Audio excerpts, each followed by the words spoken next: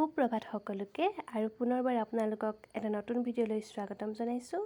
আৰু আজি আপোনালোকক মই আৰু মায়ে কৰা কিছুমান ফুল দেখাম। আমি ৰুমাল আৰু গাৰুত ফুল কৰিছিলোঁ কিছুমান, তাকে আপোনালোকক দেখাম বুলি ভাবিলোঁ। খুব সহজতে এই চিলাই কৰিছোঁ।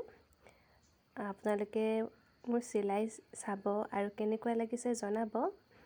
আচলতে আজৰি সময়ত যিহেতু এনেই থাকোঁ, সেইকাৰণে এই কামবোৰ আমি কৰি থাকোঁ।